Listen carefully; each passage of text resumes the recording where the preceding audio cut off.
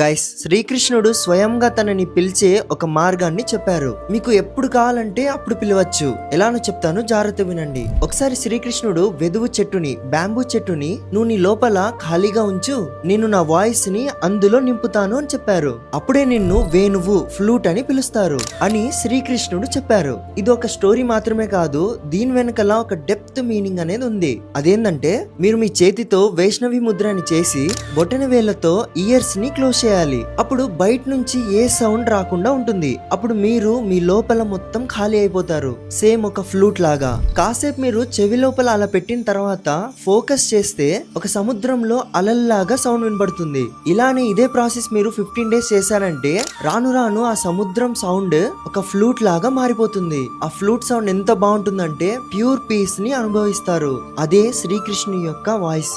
ఆ సౌండ్ విన్నాక మీరు శ్రీకృష్ణుని యొక్క ప్రెజెన్స్ ని ఫీల్ అవుతారు.